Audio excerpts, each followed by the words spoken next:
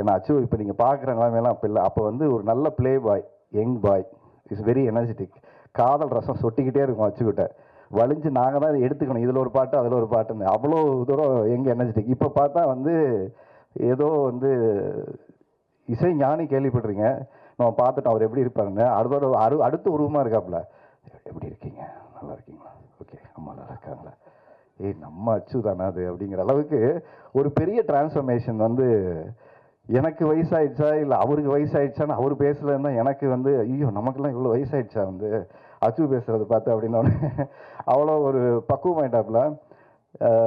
So அவருடைய ஒவ்வொரு அவருக்கு வயசாயிடுச்சு, அவர் மெச்சூரிட்டி ஆனால் கூட அவர் பாடல்களை இன்னும் இளமையும் துள்ளலும் அப்படியே குறையாமல் வச்சுருக்காரு வந்து. ஸோ இன்னைக்கு இந்த பாடல்கள் சவுண்டிங்காக ரொம்ப நல்லா இருக்குது. படம் பார்க்கும்போது இந்த பக்கம் விஜய் சேதுபதி கண்ணுக்கு தெரிகிறாரு, இந்த பக்கம் அவருக்கு வில்லனா வந்து ரஜினி.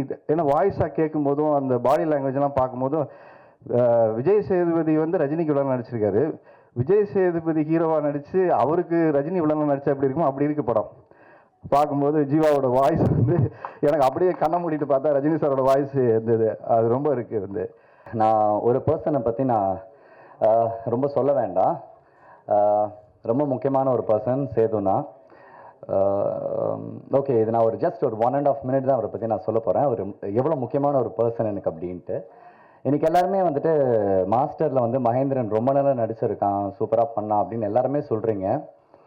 அதுக்கு ஒரே ரீசன் வந்து சேதுனா மட்டும்தான். ஏன்னா எனக்கு அந்த படம் கிடைக்கிறதுக்கு ஒரு மிகப்பெரிய வாய்ப்பாக சேதுனா தான் இருந்தார். அவர் தான் லொக்கேஷன் என்கிட்ட சொன்னார், லொக்கேஷன் என்னை பார்த்தாரு, எனக்கு மாஸ்டர் கொடுத்தாரு. அவரை மாதிரி தான் நடித்தேன், அவரை மனசில் வச்சு தான் நடித்தேன், நான் மாஸ்டர் பண்ணேன். இது மட்டும் கிடையாது, இதுக்கு எனக்கு தெரிஞ்ச ஒரு 2012 எனக்கு அண்ணாவை நல்லா தெரியும். நான் எவ்ரி டைம் அவர்கிட்ட நான் நிறைய சண்டை போடுவேன். நான் எனக்கு எதனா ஒன்று பண்ணுங்கள், எனக்கு எதனா ஒன்று பண்ணுங்கள் நான் கேட்டுகிட்டே இருப்பேன். ஆனால் எனக்கு இப்படி வந்து எனக்கு அது மாஸ்டராகவும் சரி, எனக்கு இந்த படத்தில் அந்த பாட்டு பாடி கொடுத்ததாகவும் சரி, எனக்கு இவ்வளோ செய்வார்னு உண்மையாக நான் நினச்சே பார்க்கல. ஏன்னா லைஃப்பில் நான் என்றைக்குமே நான் எதுக்கு நான் சினிமாவில் எப்படி ஓடிட்டே இருக்கேன் அப்படின்னா நிறைய பண்ணிகிட்டே இருப்பேன். நான் என்னென்னா லைஃப்பில் நான் எப்படி ஓடுவேன் அப்படின்னா நான் என்றைக்குமே தனியாக ஓட மாட்டேன். எனக்கு யாரும் கையும் எனக்கு கொடுக்க வேண்டாம். ஆனால் நான் திரும்பி பார்க்கும்போது உனக்கு நான் இருக்கேன்ற அந்த ஒரு பார்வை இருந்தால் எனக்கு அது போதுன்னு மட்டும்தான் நான் ரொம்ப நம்புவேன் நான். ஏன்னா எனக்கு யாருன்னா கை கொடுக்க நான் வேகமாக ஓடுவேன், நான் சொல்லவே மாட்டேன். அந்த ஒரு ஷோல்டரை தாண்டி அந்த ஒரு லவ்வை தாண்டி என்றைக்குமே சேதுன்னா என் கூடயே இருக்காரு. தேங்க்யூண்ணா, இது ஒரு ஸ்டேஜாக எடுத்துக்கிட்டு இது வரைக்கும் நீங்கள் எனக்கு செஞ்சது அண்ட் எனக்காக நீங்கள் பேசினது, எனக்கு நீங்கள் சொல்லி கொடுத்தது எல்லாத்துக்குமே இந்த ஒரு ஸ்டேஜில் நான் உங்களுக்கு ரொம்ப ரொம்ப ரொம்ப தேங்க் பண்ணுறேன் சேதுனா. Love you so much and love you 3000. Thank you.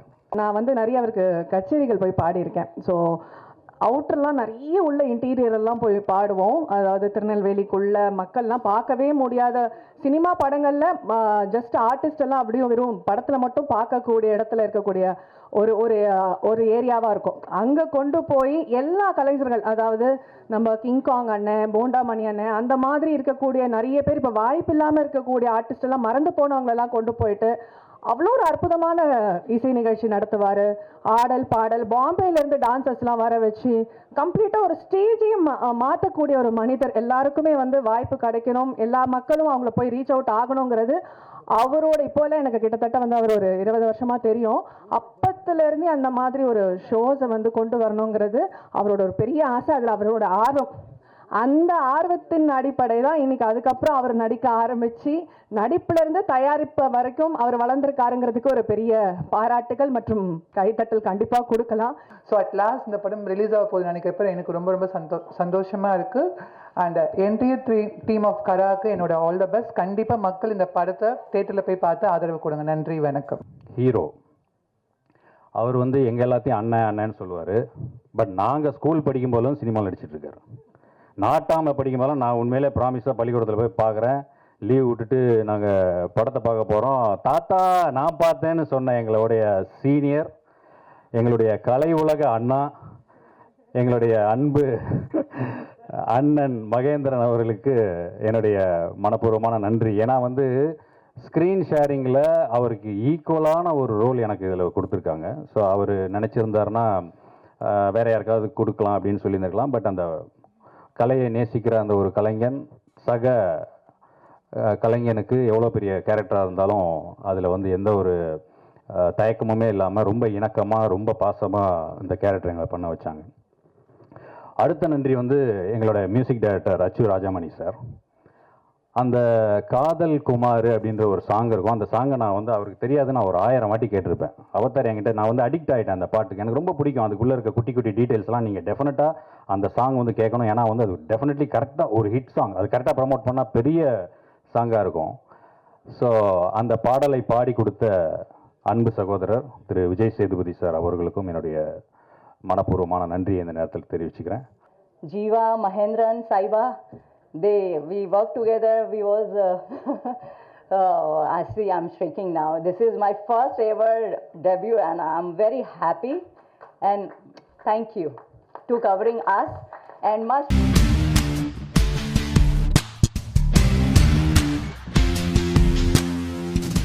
நம்ம வெளியிட்டு இந்த கடுக்கா திரைப்படம் ஏற்கனவே ஒரு வருஷத்துக்கு முன்னாடி வந்து தியேட்டரில் ரிலீஸ் ஆச்சு. இப்போ இது 2வது பிரசவம் தான் சொன்னோம். ஒவ்வொரு படமும் வந்து என்கிட்ட கேட்டாங்க ஒரு படம் ரிலீஸ் பண்ணுறது எப்படின்னு. இன்றைக்கி வந்து ஒரு படம் ரிலீஸ் பண்ணுறதுன்றதுன்னா அதை பற்றி சுருக்கமாக சொன்னால் அது வந்து ஒரு காண்டாமிருகத்தை பிரசவிக்கிற மாதிரி தான்.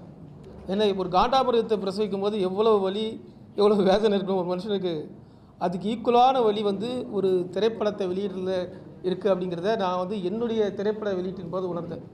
நான் கூட எல்லோரும் நினச்சேன், எல்லோரும் சொல்லுவாங்க படம் எடுக்கிறது ஈஸி, ரிலீஸ் பண்ணுறது கஷ்டம்னு சொல்லுவாங்க. சமீபமாக அது பார்த்த எல்லாருமே சொல்லுவாங்க. நான் கூட அது ஒரு பெரிய விஷயம் இல்லை, படம் எடுக்கிறது தான் ரொம்ப கஷ்டம். ஏன்னா நிறைய பேரை சமாளிக்கணும், வந்து முதல்ல தயாரிப்பாளரை சமாளிக்கணும், ஹீரோவை சமாளிக்கணும், முதல்ல அத்தனை பேர் யூனிட்டியும் நம்ம சமாளித்து அவங்க எல்லாருக்கும் நம்ம கருத்தை புரிய வச்சு வெளியே கொண்டு வர்றது தான் பெரிய கஷ்டம் நினச்சேன். அதனால் வந்து எனக்கு வெளியிடுறது பெரிய விஷயம் இல்லையா, அதை விட பெரிய கஷ்டம் ஒன்று இருக்கப்படுறதில்லை அப்படின்னு நினச்சேன் நான். ஆனால் வந்து என்னுடைய படம் வெளியிட்டும் போது தான் நினச்சேன், அப்போ தான் தெரிய வந்தது எனக்கு இருக்கிறதுலே பெரிய கஷ்டம் வந்து படத்தை வெளியிடுறது தான். அதுதான் மிகப்பெரிய வந்து சவாலாக இருந்தது. ஆனால் அது ஏன்னா நமக்கு படம் ரிலீஸ் அப்போ படம் உருவாக்கும் போது இருக்கக்கூடிய பிரச்சனைகள் என்னென்னு கண்ணுக்கு தெரியும், யார் ஆளுன்னு தெரியும், நம்ம யாரோட சண்டை போடுறோன்னு தெரியும். ஆனால் ஒரு படம் வெளியே வர போகுது நமக்கு யாரோட சண்டை போடுறோன்னு நமக்கு தெரியவே தெரியாது, எங்கேருந்து பிரச்சனை வருதுன்னு தெரியவே தெரியாது, எந்த ரூபத்தில் வருதுன்னு தெரியாது. உண்மையிலே நீங்கள் ஒருத்தர்கிட்ட போய் கேட்டிங்கன்னா ஒரு திகிலூட்டும் கதையை விட பயங்கரமான கதைகள்லாம் வந்து ஒரு ரிலீஸில் இருக்குது. ரொம்ப ஒரு நண்பரை கிட்ட வந்து அவர் சொல்கிற கதை ரொம்ப ரொம்ப ஆச்சரியமாக இருக்குது. ஒன்றுமே இல்லாமல் நான் ஒரு படம் வாங்கிக்கிறேன், உங்கள் படம் வாங்கிக்கிறேன்னு அஷ்யூர் கொடுத்துட்டு அதை நம்பி நம்ம யார்கிட்டையும் நம்ம கவலைப்படாமல் இருந்துட்டு கடைசி நேரத்தில் வந்து அந்த யார் அஷ்யூர் பண்ணாங்களோ அட்வான்ஸ் கொடுத்து அவங்களே அடிமாட்டு விலைக்கு பேசி அதுலேயும் வாங்காமல் நம்ம தவிக்க விட்டு போகக்கூடிய அவலம் இருக்குல்ல, அது மாதிரி ஒரு அவலம் வந்து இன்றைக்கி ஒவ்வொரு தயாரிப்பாளரும் அந்த பிரச்சனை சந்திச்சுட்டே இருக்கான். அங்கே எதிரிகள் யாருன்னே தெரில. அந்த அளவுக்கு இன்றைக்கு ஒரு படம் வெளிவிடுறதுங்கிறது ஒரு கிட்டத்தட்ட வந்து காண்டாமிருகத்தை பார்க்குற மாதிரி தான். அவ்வளோ வலியும் வேதனையும். அது எவ்வளோ தயாரிப்பாளருக்கு வலி இருக்கோ அதே வலி வந்து ஈக்குவலான வலி ஒரு டைரக்டருக்கும் இருக்குது. அப்படிப்பட்ட 2வது பிரசவமாக இன்றைக்கி வந்து கடுக்கா ரிலீஸ் ஆகுது. இந்த படம் வந்து ஒரு முருகராசு தம்பி வந்து ரொம்ப அருமையான தம்பி. இவரை எனக்கு படம் ரிலீஸ் அப்போ எனக்கு விஜய் கௌரிஷ் தான் எனக்கு பழக்கம். அவர் தான் படம் ரிலீஸுக்கு வந்து நீங்கள் வந்து கண்டிப்பாக அவசியம் வந்து படம் பார்க்கணும் என்கிட்ட வந்து என்னை வந்து நேராக சந்திச்சு அப்போ ரிக்வஸ்ட் பண்ணார். ரொம்ப சின்ன பையனாக இருக்கார், ஒரு கதாநாயகன் வந்து வெறும் படத்தில் மட்டும் எடுக்கிறது இல்லாமல் படத்தை ரிலீஸ் பண்ணுறதுக்கு அவ்வளோ மெனக்கட்டுறாரு. அப்படியே ஒவ்வொருத்தரையும் சந்திச்சு அவ்வளோ இது வர்றாரு. இவர் நிச்சயம் கண்டிப்பாக ஒரு நாள் வந்து நிச்சயம் வருவார் அப்படின்ற ஒரு நம்பிக்கை அன்றைக்கி ஏற்படுத்தினார். சில நாட்களுக்கு முன்னாடி ஒரு இயக்குனர் வந்து இப்போ தான் நான் சந்திச்சேன், படம் ரிலீஸ் அப்போ சந்திக்க முடியல. அவர் என்ன வேறு விஷயம் சந்திச்சிருக்காரு. அவர் என்னுடைய சிறுகதை ஒன்று படிச்சுட்டு அடுத்த படத்துக்கான அந்த கதைக்கான ரைட்ஸ்க்காக வந்து காலச்சோடில் வந்து 20 வருஷத்துக்கு முன்னாடி இந்த கதையை படிச்சுட்டு அப்போது அடுத்த படம் அதை வச்சு பண்ண போகிறோம் அப்படின்னு சொல்லிட்டு வந்து அப்போ தான் எனக்கு பழக்கமானார். ரொம்ப அற்புதமான எந்த அனுபவம் இல்லாமல் எந்த இயக்குனர்கிட்டையும் ஒர்க் பண்ணாமல் 15 வருஷமாக காத்திருந்து பல்வேறு வேலைகளை செஞ்சுக்கிட்டு கடைசியாக இந்த முதல் படத்தை ரொம்ப குறைந்த பட்ஜெட்டில் எடுத்துருக்காருன்றது ரொம்ப ஆச்சரியமான விஷயம். ஒரு நல்ல ஒரு அருமையான காதல் கதையை வந்து எடுத்து ஒரு இன்றைக்கி கொண்டு வந்திருக்காரு. இன்றைக்கி 2வது பிரசவமும் இன்றைக்கி சோகமாக உங்கள் முன்னாடி நடைபெறுது. இந்த ஓடிடி ப்ளஸில் வந்து இந்த வரப்போகிற நீங்கள் எல்லோரும் ஒத்துழைக்கணும். இன்றைக்கு வந்து மிக மிக முக்கியமான ரோல் யாருக்கு இருக்குன்னா அது உங்ககிட்ட தான் இருக்குது. ஒரு படத்தை வந்து ஓட வைக்கக்கூடிய ஏன்னா இன்றைக்கு வந்து படம் ஓடுற படம் எல்லாமே நல்ல படம்னு நான் சொல்லவே மாட்டேன். அது நல்ல படம் ஓடுதுன்றது பெரிய கேள்வியாக இருக்குது. எனக்கு நல்ல படம் வருதுன்றது தெரியாமல் ஆடியன்ஸ் தெரியாமையே போகக்கூடிய பலவிதமான ஒரு சம்பவங்கள் இருக்குது. அப்போது மிக மிக பொறுப்புணர்வு, அதிகமான பொறுப்புணர்வுன்னா உங்கள் ஒவ்வொருத்தர்கிட்டே இருக்குது. ஒரு ஆப்ரேஷன் ஒரு டாக்டர் கையில் கத்தி வச்சுருக்கக்கூடிய கூர்மையான கத்தி தான் நீங்கள் கையில் வச்சுருக்கீங்க. அப்போது உங்களுக்கு என்ன இதாக இருந்தாலும் உங்களுடைய கருத்து தனிப்பட்ட கருத்து அது எது வேணாலும் இருக்கலாம். ஆனால் இந்த தனிப்பட்ட கருத்தை எப்படியாவது நீங்கள் பதிய வச்சுருங்க தயவு செஞ்சு. வேறு யாருக்காகவோ எதுக்காகவோ சமரசம் வச்சிடாது. உங்களுக்கு இப்போ ஒரு படம் பிடிச்சிருந்தா அதை நீங்கள் உறக்க சொல்லுங்கள். நீங்கள் நீங்கள் சப்போர்ட் பண்ணுறதை பொறுத்து தான் எங்களை மாதிரி புதுசாக வரவங்களுக்கு யூஸ்ஃபுல்லாக இருக்கும், எங்களை பார்த்து அடுத்தடுத்து வரவங்களுக்கும் ஒரு நம்பிக்கையாக இருக்கும். நாங்கள் கடுக்கா படம் ரிலீஸ் பண்ண அப்பயே இந்த பட்ஜெட்டில் படத்தை ரிலீஸ் பண்ணலாமான்னா ஒவ்வொரு டீமும் இன்னும் போராடிட்டு இருக்கிறாங்க, ஒவ்வொரு அசிஸ்டன்ட் டேரக்டர்ஸும் ஒவ்வொரு தெருவுலையும். அவங்களுக்கு ஹெல்ப்ஃபுல்லாகவும் இருக்கும், ஒரு முன்னுதாரணமாகவும் இருக்கும், ஒரு நம்பிக்கையாகவும் இருக்கும். ஸோ உங்கள் சப்போர்ட்டை கடுக்கா படத்துக்கு இன்னும் இந்த ஓடிடியில் கண்டிப்பாக கொடுங்க, மக்கள்கிட்டையும் விரும்பி கேட்டுக்கிறேன். ஸோ ஹெல்ப் பண்ண எல்லாத்துக்குமே ரொம்ப நன்றி. வெயிட் பண்ண எல்லா ப்ரெஸ் பீப்புளுக்கும், ஆனந்தன் ப்ரெஸ் பிஆர்ஓ அவருக்கு ரொம்ப நன்றி தெரிவிச்சுக்கிறேன். Thank you so much.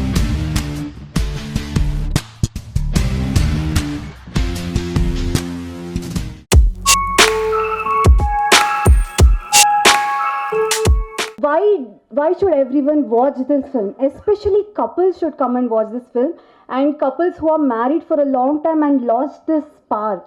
You know, this movie shows how a small ego can make and break relationships. So this movie can actually help you to reignite that relationship. So please do come and watch our movie. நானும் இந்த breakfast படத்தில் ஒரு parallel லீடாக act பண்ணியிருக்கேன். ரொம்ப சந்தோஷமாக இருக்குது, ரொம்ப எமோஷ்னலாக இருக்குது. எல்லாத்தையும் தாண்டி நம்ம லைஃப்பில் நம்பவே முடியாத சில விஷயங்கள் நடக்கும்ல, அப்படி என் லைஃப்பில் நம்பவே முடியாத நடந்த விஷயங்கள் தான் ஜிவி சார் மியூசிக்கில் நான் படம் பண்ணது. ஸோ ரொம்ப ஹாப்பியாக இருக்குது. நான் வந்து ஆக்சுவலாக ஒரு சின்ன விஷயம் சொல்லிக்கிறேன். நான் தளபதியோட மிகப்பெரிய ரசிகன். அவரோட எல்லா படங்களுமே தேட்டரில் ஃபர்ஸ்ட் டே ஃபர்ஸ்ட் ஷோ நைட்டெல்லாம் தூங்காமல் நின்று பார்த்துருவேன் எப்படியாச்சும் போய். அப்படி பல பிரச்சனைகளை தாண்டி ரிலீஸ் ஆன ஒரு படம் தான் தலைவா. அது நிறைய பிரச்சனைகளை தாண்டி ரிலீஸ் ஆகி நாங்கள் ஃபஸ்ட்டு டே ரொம்ப வெயிட் பண்ணி வருமா வராதான்னு ஒரு பயத்திலேயே முட்டி மோதி உள்ளே போய் பார்த்துட்டோம். அப்படி பார்த்துட்டு இருக்கும்போது வாங்கண்ணா வணக்கங்கண்ணா சாங் வருது, சடனாக ஜிவி சார் கேமியோ, சடனாக வந்து தளபதி கூட டான்ஸ் ஆடுறாரு. நாங்கள்லாம் தெரிச்சிட்டோம். அந்தளவுக்கு ஜிவி சார் வந்து என்னோடய சைல்ட்ஹுட்டில் ஒரு ரொம்ப முக்கியமான ஒரு பார்ட்டாக இருந்திருக்காரு. அவர் மியூசிக்ஸும் சரி, சாங்ஸும், அவர் பண்ண படங்களும் சரி. So GV sir, thank you so much sir.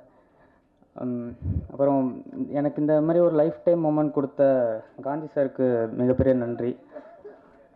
And producers Varadarajan sir, Girija ma'am, ரொம்ப தேங்க்ஸ் சார்.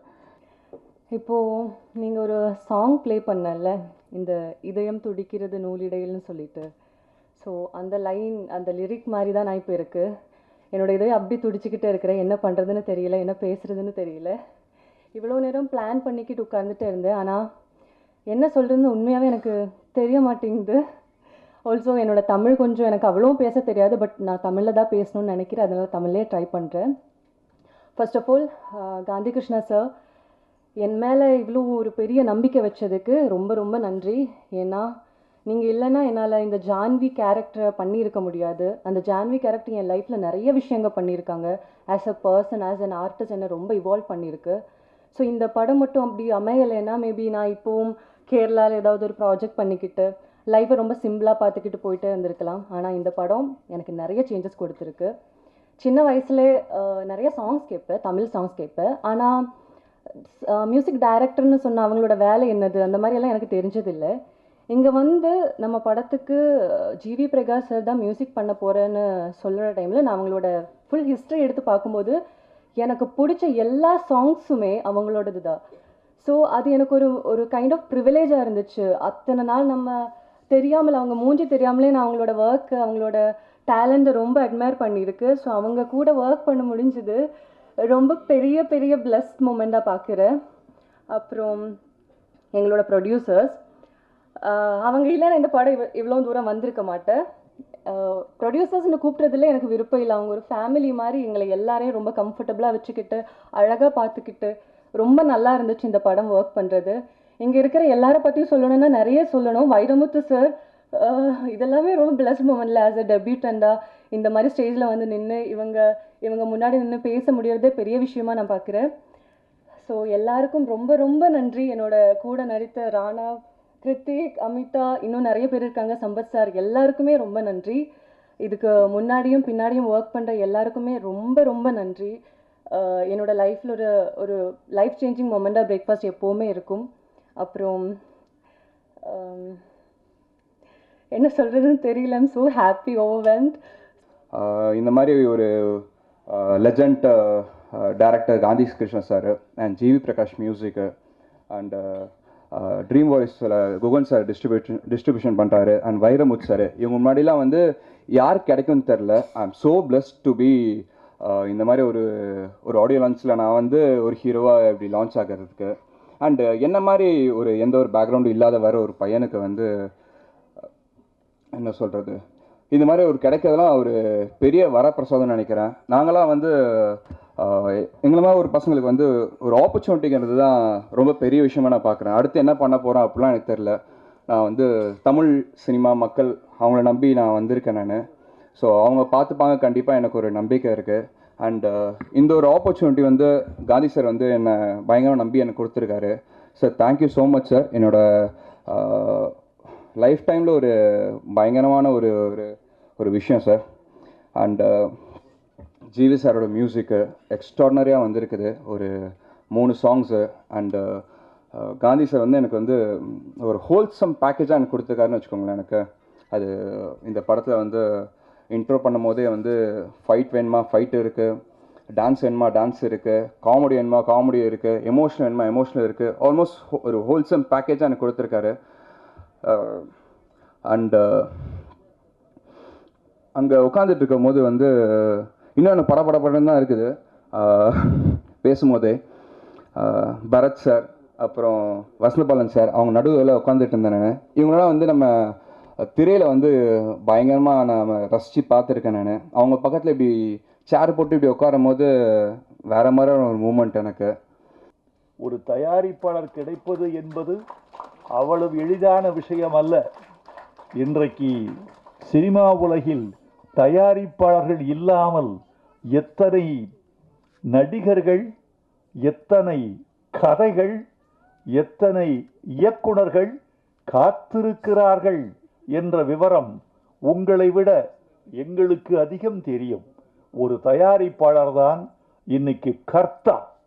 பணம் போட்டு நம்பி வெற்றியை சந்திக்கவும் தோல்வியை ஏற்றுக்கொள்ளவும் ஒரு தயாரிப்பாளர் தயாராக இருக்கிறார். அவருக்கு எங்கள் நன்றியை தெரிவித்துக் கொள்கிறேன். இந்த படத்தில் நீங்கள் வெற்றி பெற வேண்டும். தொட்டது துலங்கட்டும், காந்தி கிருஷ்ணா வெல்லட்டும். என் தம்பி ஜிவி பிரகாஷ் இசையமைத்திருக்கிறார். ஜிவி பிரகாஷ் ஒரு நல்ல தம்பி. நான் திரையுலகில் ஆச்சரியப்படுவேன். எவன் ஒருவன் தொலைபேசி அடிக்கிற போது 3 மணி ஒலிப்பதற்குள் தொலைபேசியை எடுத்து தன் பெயரை சொல்கிறானோ அவன் வளர்வான். ஜிவி சாருக்கு இந்த நேரத்தில் தேங்க்ஸ். ஸோ இதை கண்டினியூஸாக அவர் பண்ணிகிட்டு இருக்காரு. ஸோ இதுக்கப்புறமேட்டும் பண்ணுவார் ஜிவி சார். ஸோ அதுக்கு வந்து என்னோட நன்றி. And Gandhi Krishna sir, so செல்லமே படம் அண்ட் ஆனந்த தாண்டவம் இதெல்லாம் வந்து ஃபேவரட் மூவிஸ். ஐ மீன் எனி டைம் வாட்சபிள் மூவியில் இருக்கும் அதெல்லாம். ஸோ இப்போ ஒரு புது ஹீரோ கூட படம் பண்ணதுக்கு ரொம்ப நன்றி சார். அண்ட் மொத்த க்ரூவுக்கும் என்னோட வாழ்த்துக்கள். நான் மட்டும் வாழ்க்கை ஜெயிச்சு நான் என்ன பண்ண போகிறேன்? ஒன்றும் பண்ண போகிறது கிடையாது. எல்லாரும் ஜெயிச்சு சூப்பராக சொல்ல நானும் ஜெயிச்சிருவேன் அப்படின்னு நான் சொல்லேன். இந்த பூவுடன் சேர்ந்து நாரும் மணக்கும். இந்த நார் இருந்தால் பூ இருக்கும், பூ இருந்தால் நார் இருக்காது. ரெண்டும் ஒன்று தானே. பூ கட்டத்தில் தான் நார் வணக்குது. அப்போ எதுக்கு வேல்யூ ஜாஸ்தி பார்த்து? ரெண்டும் வேணும். அதனால் எல்லா மக்களும் சிறப்பாக இருக்குது. என் மனப்பூர்வமான வாழ்த்துக்கள். வாழ்க பல்லாண்டு, வாழ்க வளமுடன். ராணுவ தம்பிக்கு பெரிய வாழ்த்துக்கள். தம்பி கூப்பிட்டு லேட்டாக வந்த சக்தி உனக்கும் பெரிய வாழ்த்துக்கள். அவன் தான் வெளியே பிடிச்சி கூட்டு வந்து உள்ள விட்டான். நான் அப்படியே ரொம்ப அழுக்காக இருக்கேன். நான் அழுக்காக இருக்கேன்டா வரலடா அப்படின்னு ஒத்துக்க மாட்டேன்ட்டாங்க உள்ள. சரி அப்படியே பரவாயில்லன்னு சொல்லிட்டு கூட்டு மேலே வந்துட்டேன். அதனால் ஆள் பாதி ஆடை பாதை என்பது இன்னைக்கு மட்டும் மறைச்சிருங்க. எனக்கு ஆடையில் வந்து மறந்துட்டு ஆளை மட்டும் நினச்சிட்டிங்க. அதனால் உங்கள் அனைவருக்கும் பெரிய வாழ்த்துக்கள். தம்பி நிறைய வாழ்த்துங்க. இந்த கைத்தட்டல் ரொம்ப ரொம்ப முக்கியம். உங்களோட வார்த்தைகள் ரொம்ப ரொம்ப முக்கியம். அதனால் எல்லாரையும் பாராட்டி வாழ்த்துக்கள் ஐயா. வாழ்க பல்லாண்டு. முதல் ஃபஸ்ட்டு ஷாட்லவே வந்து உங்களுக்கு அப்போ தான் தெரியும் அவங்க வந்து நியூ ஃபேஸ்ன்னு சொல்லிட்டு. அடுத்த ஷாட்டில் இருந்தால் எல்லாம் வந்து நம்ம வீட்டு பக்கத்தில் இருக்காங்க மாதிரி கன்ஃபார்மாக தெரியும். அது மாதிரி எல்லாமே ரொம்ப நல்லா நடிச்சிருக்காங்க. அதாவது வந்து ராணவ், அதாவது ரோஸ்மின்,